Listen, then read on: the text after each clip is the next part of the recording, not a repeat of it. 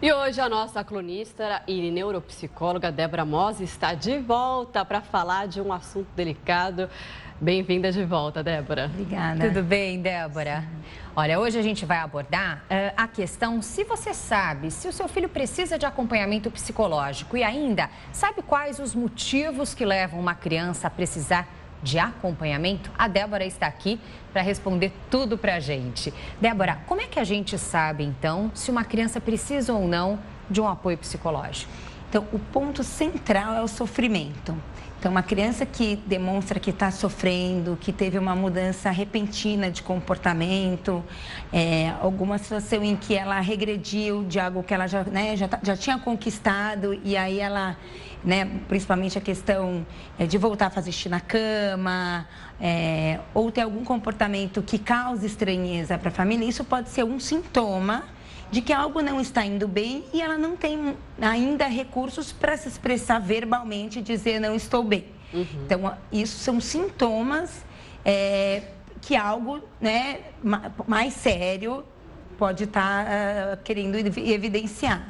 Agora, necessariamente, a criança precisa ter passado por algum tipo de trauma? Trauma pode ser aqueles até do dia a dia, briga familiar, enfim, aqueles problemas que a gente acha que não são problemas, mas que acabam afetando a criança. Ela precisa ter passado por alguma situação do tipo ou ela mesma pode ter tido esse comportamento a partir de alguma coisa que a gente não sabe qual é? Não necessariamente. Tem situações muito pontuais e muito evidentes que podem causar essa situação, que é a morte de alguém muito próximo, a separação dos pais, alguma mudança de cidade, de escola e que pode trazer alguma insegurança. Não todos os casos trazem um sofrimento que não possa ser manejado, mas há situações que são parte do desenvolvimento. Então, medos, ansiedades, situações em que às vezes não tem uma explicação circunstancial, mas que é de dentro para fora esse sofrimento. Agora, uma outra coisa também que chama muito a nossa atenção e curiosidade é saber como é que o psicólogo vai atuar no auxílio desses traumas, enfim, dessas falhas, desses medos que a criança apresente. Como é que acontece isso, Débora? Então, o trabalho do psicólogo infantil, a terapia infantil, ela é lúdica. É através do brincar, que essa é a linguagem da criança, o psicólogo vai ajudar essa criança a encontrar recursos em si mesma para lidar com essas situações e, de alguma maneira, ir destrinchando a questão central aí desses sintomas. Uhum. E os pais, eles precisam participar dessa terapia, porque muitas vezes o próprio comportamento dos pais, sem que eles façam, claro, de propósito, acaba atrapalhando e ali prejudicando de alguma forma a criança. Os pais precisam, então, participar disso? Como é que é feito isso? Sem dúvida, Quem trabalha com terapia infantil, todo o trabalho inclui os pais, ou em orientações, ou em sessões. Essa criança, ela está dentro de um contexto familiar, de um contexto social, então muitas vezes esse terapeuta também tem contato com a escola, porque essa criança está inserida dentro de uma dinâmica aí que tudo tem que ser levado em conta. E muitas vezes os pais até acham que precisa de ir num psicólogo, o psicólogo faz um diagnóstico e quem fica na terapia são os pais. Então não tem que ter receio em buscar um psicólogo, porque ele vai avaliar. Se não precisar, essa criança não vai passar pela terapia. Pode ser outro tipo de encaminhamento que pode ser feito em orientação mesmo. Uma vez que seja, então, identificada a necessidade de um tratamento ali para a criança, para os pais também, como é que acontecem essas sessões? Qual a duração de cada sessão e qual o intervalo entre elas? Então, existem várias linhas dentro da psicologia e várias abordagens. Então, é importante que os pais procurem um profissional bem indicado, que entendam qual é a linha dessa terapia, para que seja buscada a melhor forma aí de atendimento. Normalmente, como eu falei, são recursos lúdicos que são oferecidos para as crianças. Então, às vezes, a criança tem até uma caixa dela, que tem uns brinquedos oferecidos aí nas sessões.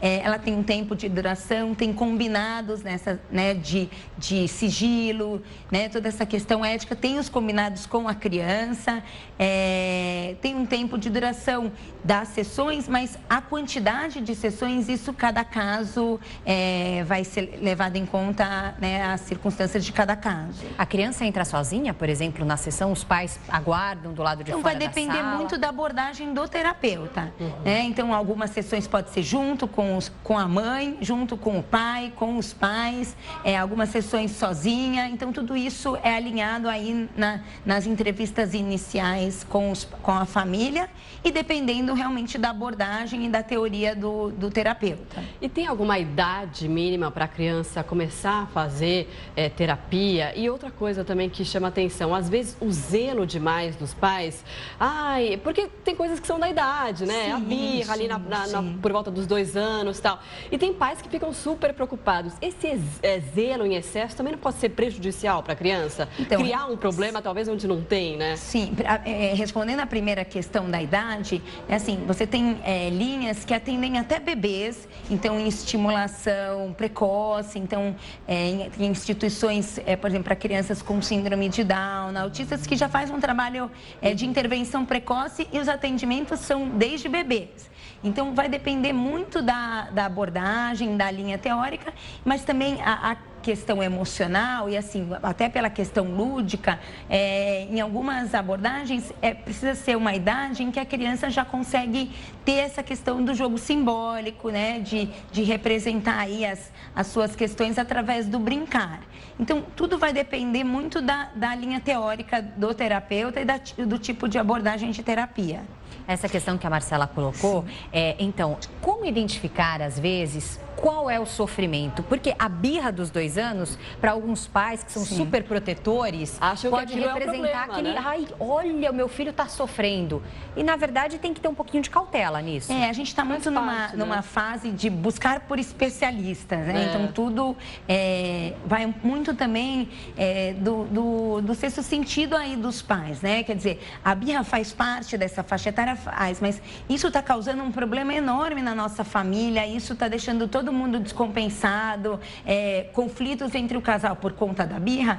Então, aí sim é algo que é esperado para a faixa etária, mas, né, todo o impacto disso para essa família está sendo prejudicial. Então, muitas vezes se busca, né, uma orientação que seja, e talvez não terapia, de um profissional para manejar como lidar com essa fase que é normal, mas que está sendo difícil de lidar para cada um desses familiares. Débora, e antes de procurar um psicólogo, a família às vezes decide por ter mais um tempo ali para tentar resolver sozinha essa situação. Essa iniciativa também é válida? Sim, eu acho que tudo tem que se buscar aí dentro, primeiro, de uma solução dentro da família.